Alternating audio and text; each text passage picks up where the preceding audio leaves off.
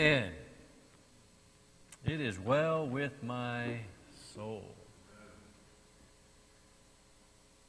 Today I thought that song would be particularly appropriate because we're talking about the sixth commandment, thou shalt not murder. And I thought, this would be a good week that we sing, it is well with my soul, because I am in no way in danger of violating the sixth commandment. And I thought I'll just pat myself on the back and feel good today. Don't you guys feel good? It's nice to be able to come to church and sit and listen to a lesson knowing that it's all pretty much irrelevant to you. Isn't that pretty cool? You're not going to get beat up on. I can't step on your toes. We're talking about murdering people, and you've never done that before. Isn't this going to be a great Sunday? I can see it on your faces already. You're excited about it. The sixth commandment, pretty blunt, pretty succinct, just a few short words, not a whole lot of explaining to do. You shall not murder. Now the King James, the way that King James version of the Bible translated it, you shall not kill, has kind of muddied the waters a little bit and given us, I guess, a little bit of cause to consider what is this talking about, because not all killing is murder, obviously, and so the question is, what is God referring to here? I think there's several things that we could probably talk about that this commandment is not talking about when God tells his people not to do this.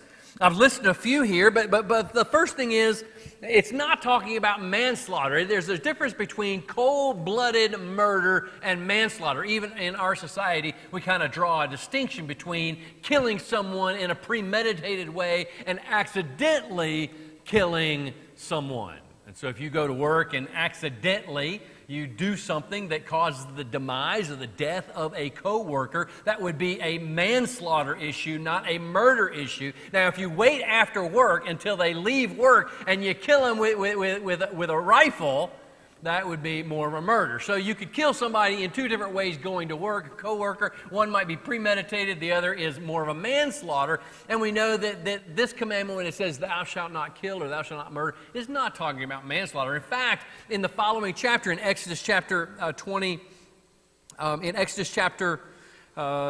21, we see where God gives some regulations or some regulations on if you happen to kill someone accidentally. What happens?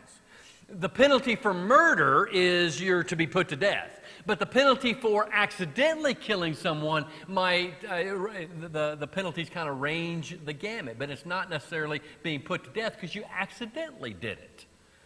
God actually set up some cities in ancient Israel. Cities, we call them cities of refuge. And if you accidentally killed your neighbor, you would run to one of these cities where you could find protection from their relatives. Because if you had murdered them, their relatives had the freedom to come take revenge upon you. So you could, if you accidentally did something that caused the death of your neighbor, God said, run to these cities of refuge, and there you could find some justice from the blood avenger or from the next of kin that might be out to seek revenge. And so God gives some rules for dealing with people that accidentally kill someone, because that's not a violation of the sixth commandment. Another thing that is not necessarily a violation of the sixth commandment, do not murder, is if you kill someone in self-defense. The Bible says that if you're being robbed, if a thief comes in at night and is going to rob your house, and the thief happens to get killed, you are not guilty of murder in that case. But it is interesting that if it's at nighttime, you're not going to be punished as severely as if it's in the daytime. So if a thief breaks in your house during the daytime, you don't want to kill him. But if at night, it's open season. You can kill them and not be in violation of the sixth commandment. I don't know if that's comforting to you or not if someone breaks in your house. But there are cause for kind of self-defense, and that's not breaking the sixth commandment. Capital punishment in Israel was not a violation of the sixth commandment. In fact, if you violate the sixth commandment and you murder someone, well, there's capital punishment to follow. And so it's kind of one of those things that there are certain things that are so grievous in the Old Testament There are some things that are so grievant in violating God's character and God's law that if you do these things, and these things are like murder and rape and kidnapping, then God gives the punishment, a capital punishment, that you will be put to death. In fact, it's interesting. You remember the story we talked about just a few weeks ago when the children of Israel had just gotten the law. They had just agreed. They had just signed the covenant with God. And the next thing we know, Moses goes up to the mountain for 40 days, and the people build a golden calf and begin worshiping the golden calf. You remember the story. Violation of the first and second commandment, particularly the second commandment, I think. Worshiping this golden calf. Well, you know what the penalty for that is, right? The penalty for that is Moses came down from the mountain. He smashed the two tablets of stone that he had in his hand. He deputized a bunch of Levites, and the Levites went and killed thousands of people that had been worshiping the golden calf. So there are instances in the Old Testament where God says, don't murder, but there are some offenses that you're going to be put to death for. So when God says, don't murder, he's not talking about capital punishment. Even in the New Testament, Paul writes about how governing authorities have this duty from God. They are ministers from God, Romans chapter 13. Where government and governmental authorities are servants of God to mete out punishment. And sometimes that punishment may come at the end of a sword. Peter also in 1 Peter chapter 2 admonishes us to live in such a way that we will be praised from civil authorities and not punished. So there is kind of a reason and a place for capital punishment that doesn't necessarily violate the sixth commandment. And obviously in the Old Testament, military operations, killing your enemies in military fights was not a violation of the sixth commandment. God promised to give Israel this promised land, and from Sinai, they left Sinai. And of course, they had to wander for 40 years for disobedience. But when they finally got to the land of promise, God gave them that land. But the indigenous people who were there, they weren't signed up to this deal, and so they tried to fight about it, and God told Israel to kill them and kill them all. And that was not obviously a violation of the sixth commandment. So there are things that are kind of excluded from the sixth commandment. And all of those things make me feel pretty good too, because some of those things I might do, but murder, cold-blooded first-degree murder, it's kind of not something that don't have really, I'm not really tempted to do that. Not on most days anyway. And so I feel pretty good about this one, I kind of live in a community where I don't even think about murder, right? I don't worry about murder. I certainly am not tempted to murder. And so I was kind of thinking this week that do we really need this commandment? If we're going to knock out a commandment that's kind of irrelevant, maybe we should knock this one out. Do we really need this commandment? Isn't this commandment for somebody else? We could probably have a show of hands, and outside the occasional the occasional thought crossing our minds with regard to our kids, there's probably not a one of us in here that has ever really thought about, hey, I'm going to murder somebody, right? Isn't this command maybe for somebody else, maybe for the non-believers, people that would never come to church ever? But then I got to thinking, why do you think that God, when he's giving out the Ten Commandments, he's talking to the people of God. He's talking to people like you and I, who are signed up to be people of God. Why do you think he would have to tell them, don't murder somebody? You ever thought about that?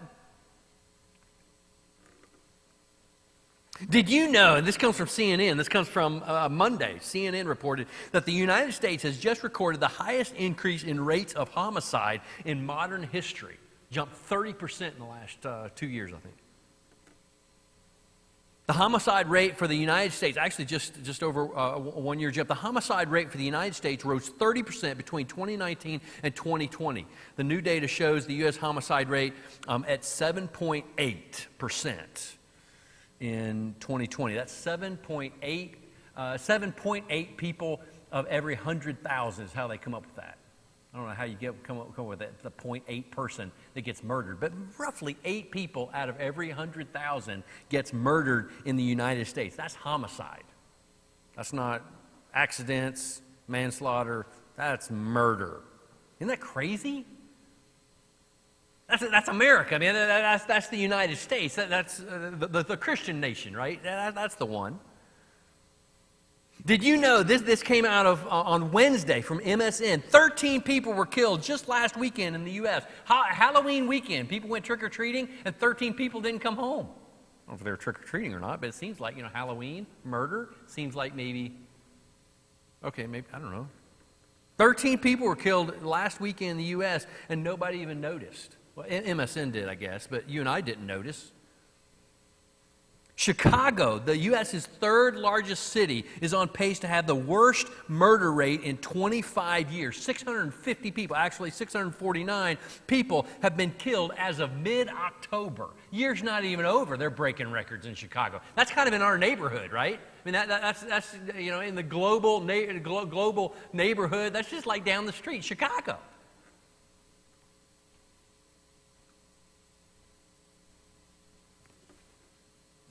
I don't know if you have or not, but a lot of people have been captivated just recently by this murder saga of Gabby Petito.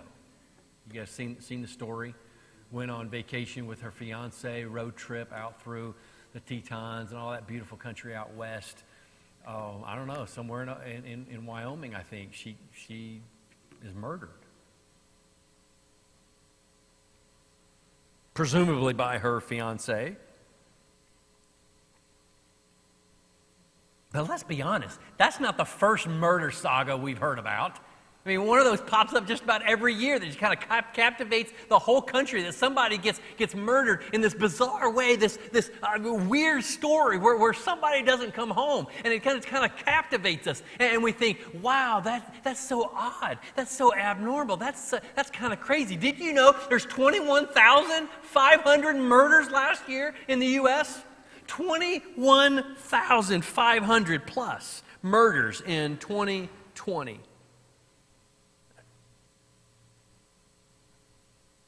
I've started paying attention to the local news. I don't know if you've noticed this or not, but hardly a week goes by that they're not pulling somebody out of the river downtown. That's not even being funny. Listen to the local radio. They're pulling people out of the river trying to figure out who they are all the time.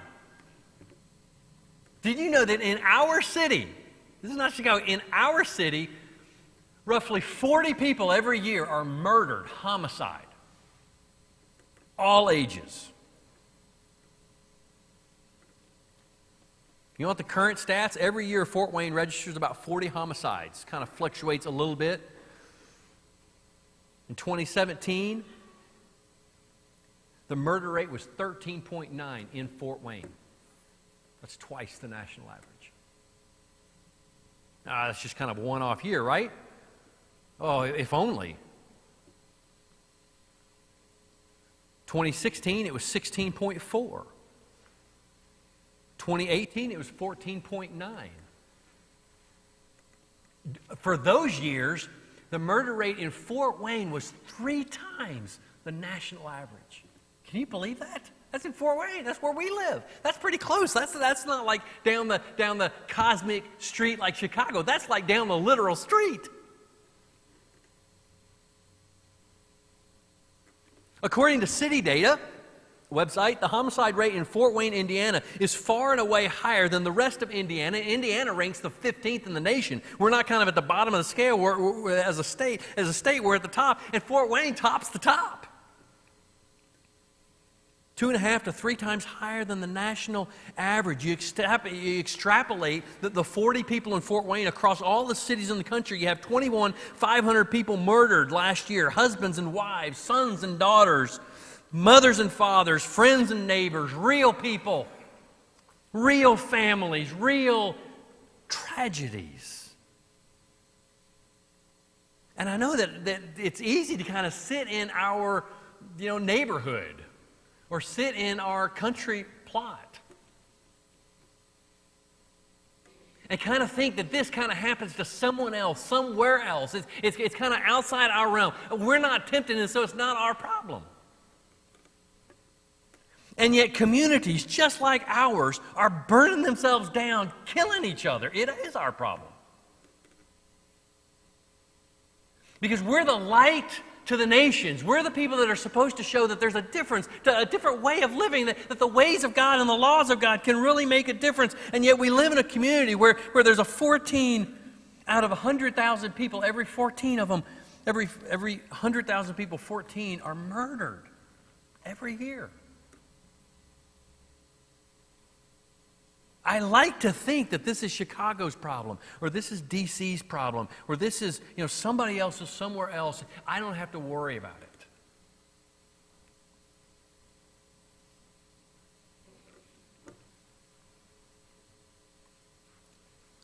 it. Did you know, these numbers are staggering, did you know that we're about to pass 62 million babies have been aborted since whenever Roe versus Wade was passed? Let that one sink in. 62 million. 2017, the last year for data, 862,000 babies were killed. Pregnancies terminated. Did you know that's 200,000 more than the leading cause of death in the U.S., which is heart disease, which came in at 600 and some odd thousand? The pregnancies terminated was 62,000. Yeah, that's other places though, right?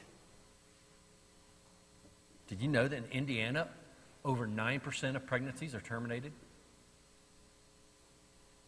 Let that one sink in. That's virtually 1 of every 10. In 2018, last year for data, there were 319 terminated pregnancies in Allen County alone. You talked about the whole Fort Wayne metro area. There was 403. The Lutheran kids the Lutheran school where my kids go to school put out crosses, white crosses. You've probably seen them over on Getz Road. Put out white crosses sometime in the fall. I guess it's October. They put out white crosses in their lawn for every Allen County pregnancy terminated. Hundreds of them. I don't know where they get all the crosses.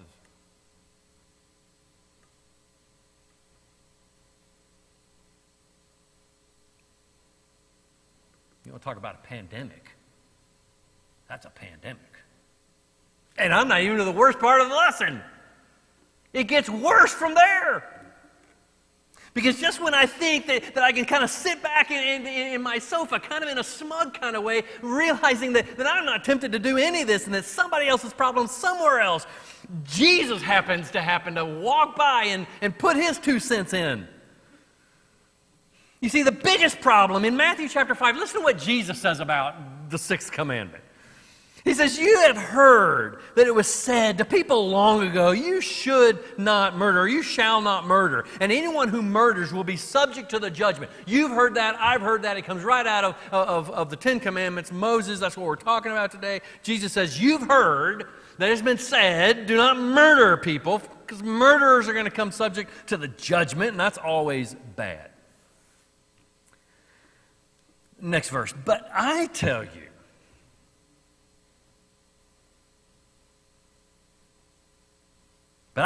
anyone who's angry with a brother or sister will be subject to the judgment as well. Again, anyone who says to his brother or sister, Raka, is answerable to the court, and anyone says to someone, you fool, is in danger of the fires of hell. Well, I was feeling pretty good.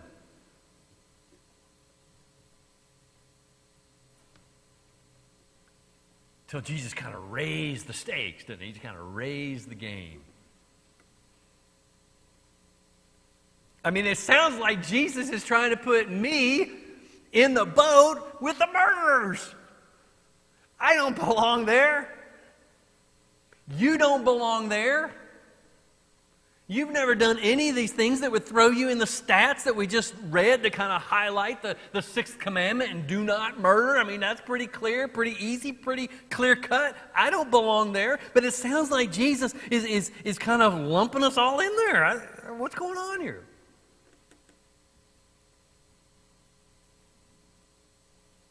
See, I feel pretty good about not murdering, but I'm not doing so well about not being angry. And I kind of live in a world that's angry, don't we? One that's literally being torn apart by our differences, devastated by our dislikes, our distrust, our derision, our disdain for people who are different from us, that we despise and detest. I mean, let's just call it what it is. We pat ourselves on the back for murdering. Let's at least call our emotions what they are. We despise some people, and we feel justified in doing it. Between roadways and reality TV, there's plenty of things to despise out there. Facebook and social media. Should we even talk about politics? 24-hour news cycle, a world full of violence, retribution, and I've got opinions on all of it. And all of them.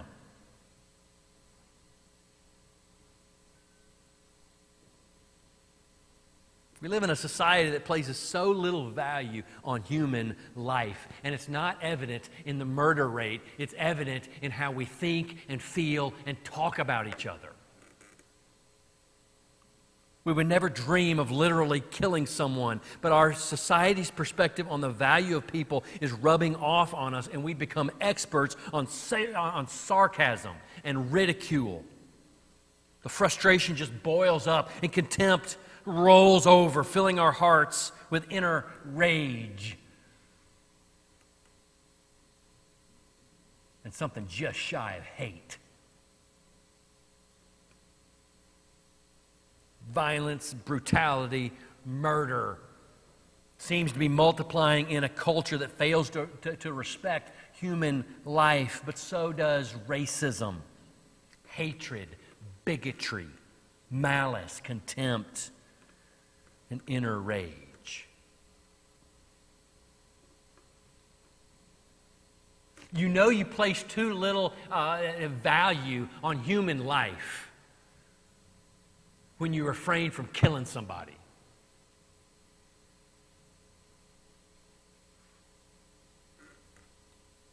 But so too in how you feel and think and talk about the people all around you.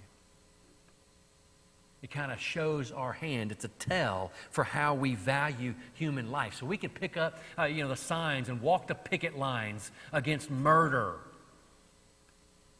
But I think what Jesus is trying to teach us is that if our insides are still filled with disdain and hatred and racism and bigotry and self-righteousness, then what good have we done? We're still under the same judgment as the rest. While the world is out there doing to each other what the world is out there doing to each other in unrestrained ways, we find ways to do it in a cleaned up, more civilized, sanitized, politically correct Christian way. It's in our hearts.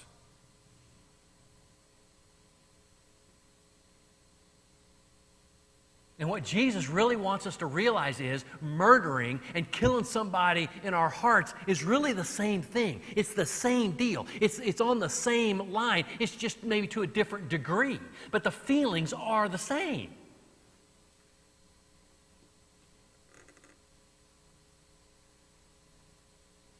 The Bible starts off in the very beginning, and it's reiterated on a number of occasions about how people are created in the image of God. Every single person is created in the image of God, man, woman, and child. It doesn't matter what your nationality is or which side of the political aisle you land on. It doesn't matter if you're an enemy or if you're a friend, if you're a man or a woman, if you're important or not, if you're wealthy or poor. It doesn't matter who you are. You're created in the image of God, and that means every person has value. The worth of people is not determined by our wealth or by our beauty or our talents or our race or our nationality. And one of the harshest realities about murder is that in murdering someone who's made in the image of God is an assault upon God Himself.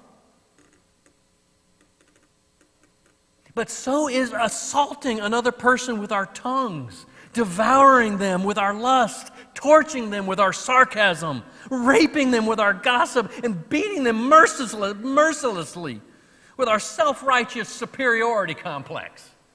It's on the same line. It's the same continuum. Somebody's just taking it way further when someone dies. We feel pretty good because we're not out there, premeditating a murder. But in our hearts, Jesus is saying, it's all pretty much the same. Because whether we're assassinating someone's character or knocking them dead with a Smith and Wesson, it all has originated in the heart. When I was writing some of this, I actually wrote on my paper, gee, that sounds kind of harsh. Hyperbole, maybe.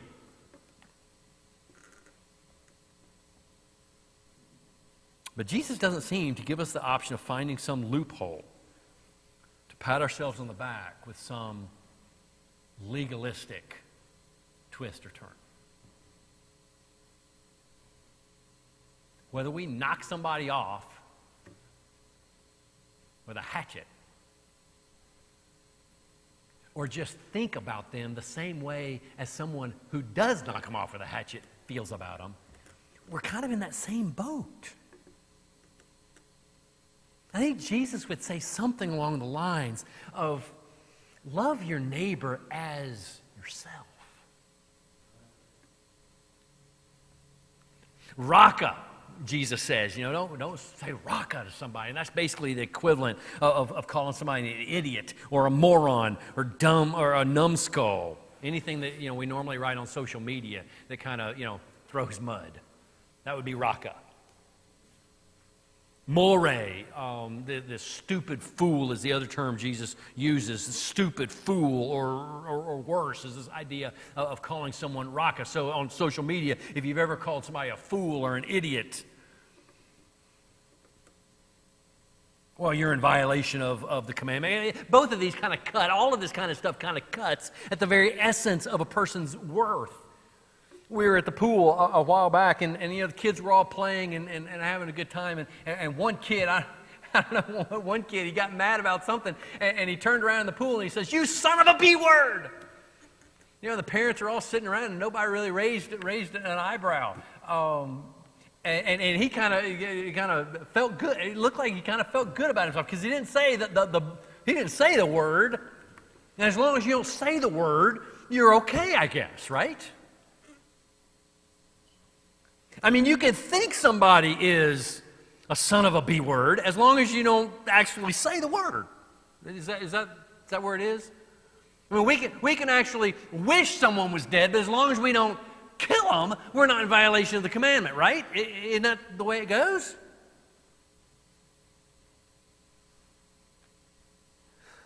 That would probably be true unless we're talking and kind of getting Jesus to sound in on this. Because it seems like that Jesus is not trying to clean up the F-bombs and the curses from our vocabulary. He's trying to wipe the thoughts of hate from our hearts. And hate comes in all kinds of languages, doesn't it? All kinds of languages, all kinds of vocabularies, all kinds of gestures. It's on every channel of human communication known to people. But however it is expressed, it originates in our hearts. And quite frankly, you and I are not immune. We may be self-deceived, but we're not immune. And Jesus is trying, and I think God in the Ten Commandments, He's trying to transform not just how we treat one another, but how we think and feel about each other. Someone might say, well, you can't change how you feel. But over time, we are able to define and determine how we will respond to various kinds of people in different situations, and we have control about how we think and how we feel. And let's be honest, a lot of what makes us angry is such little stuff, isn't it? Somebody inconveniences us and we kind of lose it. If not externally, we lose it inside.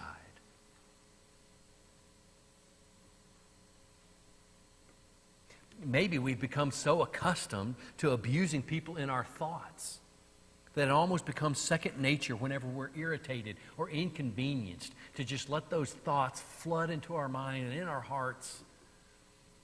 We might not give hand gestures going down the highway, may not give ourselves into road rage, but that doesn't mean that we aren't prone to cursing people under our lips or under our breath.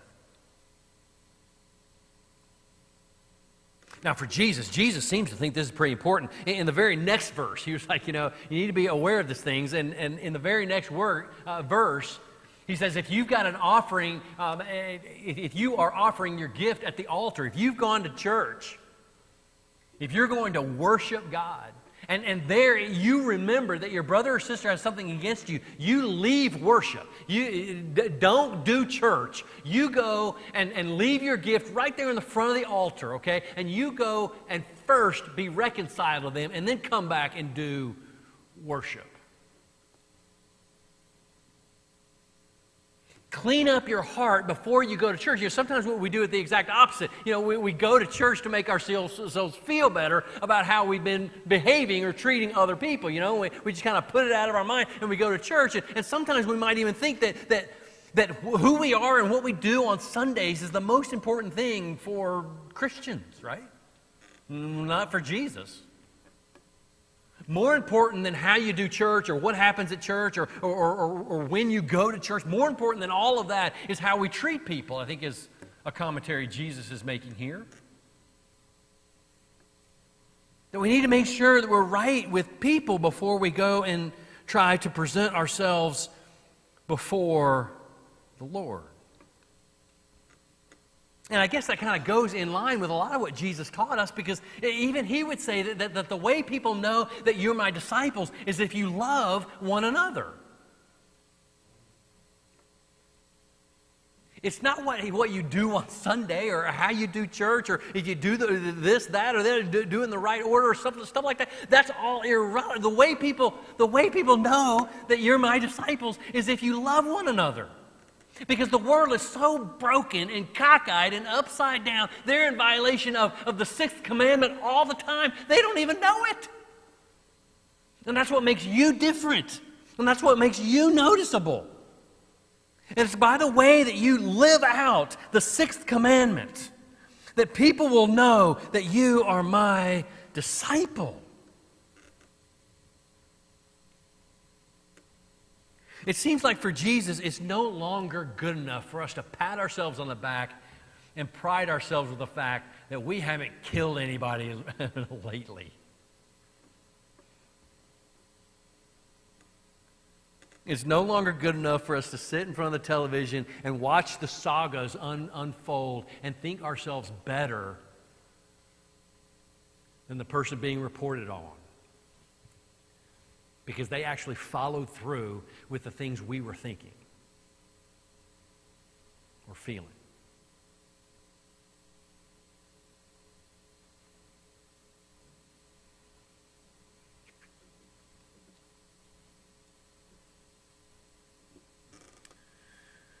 You shall not murder. And I guess that's kind of to any degree. To any degree. Don't murder. Not in the way we talk. Not in the way we think.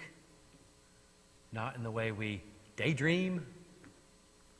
I don't know, have you ever caught yourself daydreaming about taking somebody out? That's probably just me. Take somebody out because they did me wrong, and I'm going to get my revenge. Oh, I can't do that. I could go to jail. Oh, if I could do it and not get caught. True story. Friday night, took Anna out to a restaurant.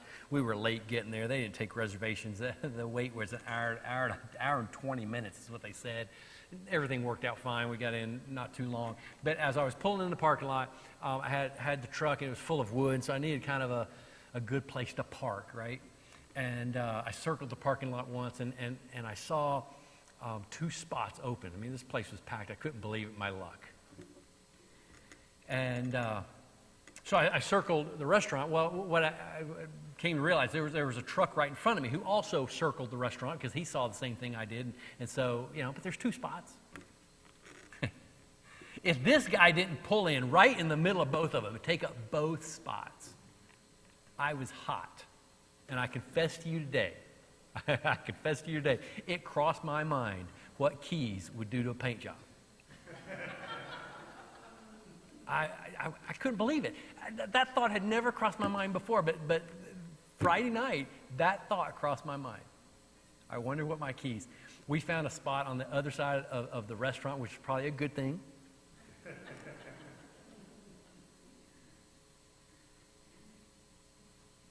We got to change the way we think and feel about people because they're valuable. Even the knuckleheads, More, Raka, who take up 2 spots. Now, how do we do that? How do we do that? Well, here are a few thoughts. First of all, I think it would help if we would identify the points of anxiety in our life and fear in our life. One of the reasons that we get that we have these self-defense mechanisms rise up in our minds and our hearts, and we kind of get into this fight or flight kind of mode is because of fears and anxieties. Someone does something or someone says something or our life is going in a certain way that creates a lot of anxiety in life. And that causes us to kind of be self-defensive. And when we think about only ourselves and getting what's ours and getting what we need, and we're fearful that we aren't going to get what we need, I think that's one of the times in which we're in danger of running over people in order to make sure that we get what we need. If we could identify what makes us anxious, identify what we're fearful of, then I think that we might be able to isolate those times when we have a tendency to go self-preservation on people, and that would help us to keep in check kind of these feelings that erupt inside of us. I think if we would unplug, we talked about this a little bit last week, but if we would unplug those sources of contempt and hate that kind of fill us and kind of just stir the pot. Do you have any sources like that? Maybe it's a neighbor. Maybe it's a boss. Maybe a coworker. They're just always stirring the pot. Always stirring the pot. Maybe it's the news. You guys watch the news? Somebody's always talking bad about somebody else. Somebody's ruining the country, and we got to get them back. We're just stirring the pot. Hopefully it's not your spouse. But we got to unplug from social media, if that's the source, from the news, from work, from some friend or associate. Somebody is stirring the pot on us, and the garbage in is producing garbage inside, and we just sit there and dwell on that garbage pile. And it seems to find a way to come out of our thoughts, of our mouths, of our feelings. I just wonder if we couldn't lighten up a little bit, just about on just about everything. Use a little humor to diffuse some situations that really just tee us off. We just kind of find the humor in scenarios like people taking up 2 spots when we really needed one. I mean, there's some humor in that. I mean, what are the odds? If we could turn to humor instead of sarcasm, and I know there's a lot of people think that sarcasm is just fun and games, but by and large, usually when I hear sarcasm, it's just a smoke screen for cutting other people down, chopping them up like wood. It makes me feel better. It kind of makes me feel superior to others. But boy, the damage makes things worse. I just wonder if we could just lighten up, not be so hard on other people, not take life so seriously, if it would help us kind of have a frame of mind that would put a little bit of distance between us and the Smith & Wesson, or the hatchet or the knife, or your tool of choice, a piece of gossip, the ill will, the despising, the frustration, the cursings. See, those things don't have to boil outside of us. They don't have to overflow for them to wreck life inside. Life is better if we'll follow Jesus. Life is better. And life is better if we can turn this stuff loose, deflect it, move in a different direction. You shall not murder.